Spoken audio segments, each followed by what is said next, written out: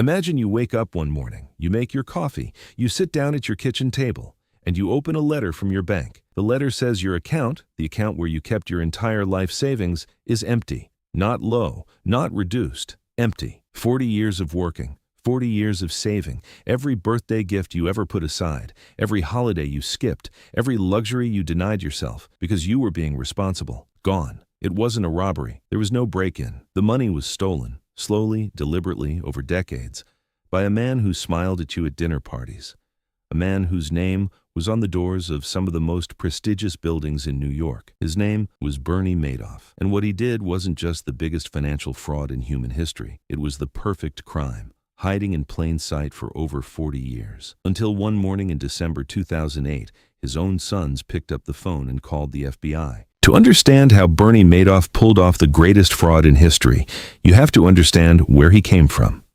This wasn't a story that started in a boardroom. It started in Queens, New York. 1938, Bernie Madoff grew up in a working-class Jewish neighborhood.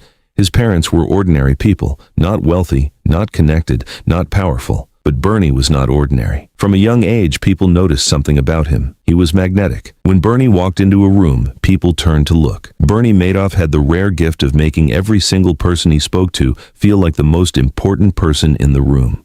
He listened, he remembered names, he made eye contact in a way that made people feel seen. In 1960, at just 22 years old, Bernie started his own investment firm with $5,000 saved from working as a lifeguard and a sprinkler installer. $5,000. He called it Bernard L. Madoff Investment Securities. In the beginning, it was a small, scrappy operation, Bernie and his wife Ruth working side by side out of a tiny office. No prestige, no connections, no inherited wealth, just Bernie. And that smile, and slowly, one handshake at a time, one dinner party at a time, he started building something. Through the 1960s and 1970s, Madoff's firm grew steadily. But here's what made Bernie different from every other Wall Street operator of his era. While the big established firms were still doing things the old way, Bernie embraced technology before almost anyone else on Wall Street. He was one of the very first people to use computers for stock trading. Most traders were still shouting orders across crowded floors, scribbling on paper tickets. Bernie's firm could do it faster, cheaper, and cleaner than anyone. By the late 1980s,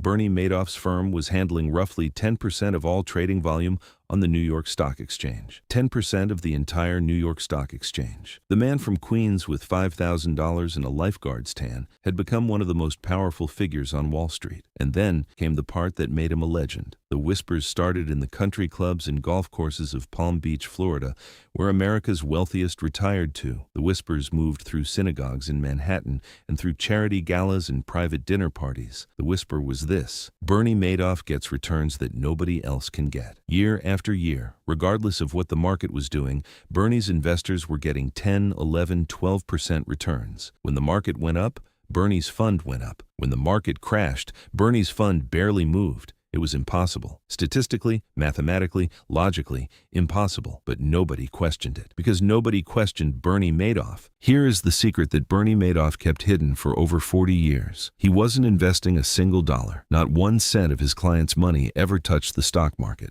While his investors slept soundly at night, that money was sitting in a single bank account at Chase Manhattan Bank. Bernie Madoff was running what is called a Ponzi scheme, named after Charles Ponzi, a swindler from the 1920s. Imagine you tell 10 friends you have a magic investment that returns 10% every year. Each friend gives you $10,000. Now you have $100,000. At the end of year one, your friends want their returns. You don't invest anything. You just take the money from the pot and hand it back to them. Your friends are delighted. They tell their friends. 20 new investors join, then 50, then 100. As long as new money keeps flowing in, you can always pay the returns flowing out. The scheme only collapses when the new money stops. Bernie Madoff ran this scheme not for 1 year, not for 5 years, for over 40 years. By the time it collapsed, an estimated $65 billion in fake wealth had been created on paper. Celebrities, charities, banks, hospitals, Holocaust survivors, ordinary retirees, all of them victims. But here's the question that haunts this entire story. How did nobody catch him? Here is perhaps the most disturbing part of the entire Bernie Madoff story. People tried to stop him. Not once, not twice, multiple times over multiple decades, and every single time they were ignored. The first serious warning came in 1999. A financial analyst named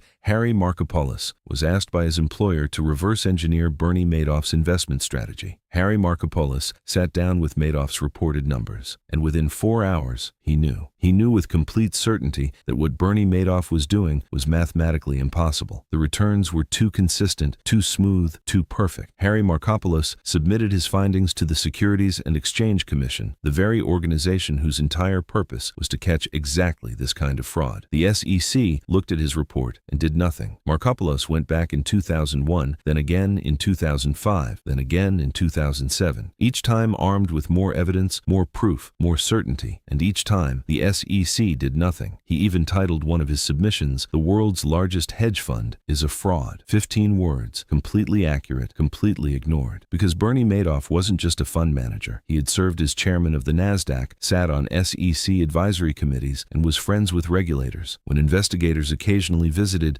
Bernie charmed them effortlessly, gave them paperwork, answered questions calmly, smiled that smile, and they left satisfied. The most dangerous fraudster in American history was hiding in plain sight, inside the very system designed to catch him. Bernie Madoff didn't just fool individuals. He fooled sophisticated institutions, banks, hedge funds, analysts, people whose entire job was to ask hard questions because of something deeply human, something that has nothing to do with intelligence and everything to do with desire. People wanted to believe. He made his fund exclusive. You couldn't just walk in and give him money. You had to be invited. This exclusivity was the most brilliant part of the fraud, because when something is hard to get into, humans don't question it. They compete to get in. The velvet rope wasn't a security measure. It was the bait. For 40 years, the scheme held. And then came 2008. The financial crisis of 2008 was unlike anything the world had seen since the Great Depression. Banks were collapsing, markets were in free fall, Lehman Brothers had just gone bankrupt overnight. Everyone was panicking. Everyone needed cash. In November 2008 alone, investors asked Bernie to return $7 billion.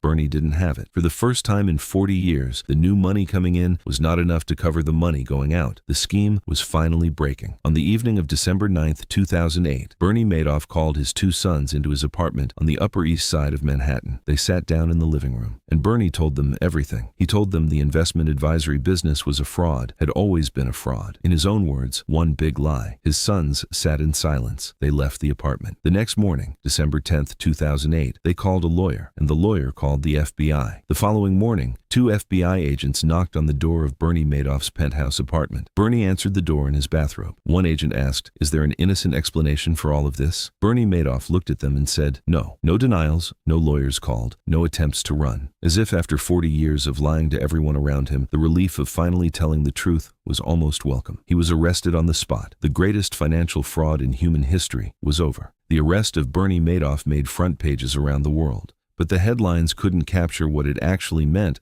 for the people he had stolen from. Elie Wiesel, the Holocaust survivor and Nobel Peace Prize winner, had invested his entire life savings with Madoff. His foundation lost $15 million. A man who had survived the Nazi concentration camps had his life's work stolen by a man he trusted. Thousands of ordinary retirees discovered that the accounts showing steady, beautiful growth had never existed. One couple, both in their 70s, had retired comfortably on what they believed was $900,000. They lost everything. At 74 years old, the husband went back to work, stacking shelves at a supermarket. Charitable foundations collapsed overnight. His son, Mark Madoff, who had turned his own father into the FBI, never recovered from the public association with the fraud. 2 years after his father's arrest, on the second anniversary to the day, Mark Madoff took his own life. He was 46 years old. In June 2009, Bernie Madoff stood before a federal judge and pleaded guilty to 11 federal felonies. The judge sentenced him to 150 years in prison, the maximum possible. Bernie Madoff died in federal prison on April 14,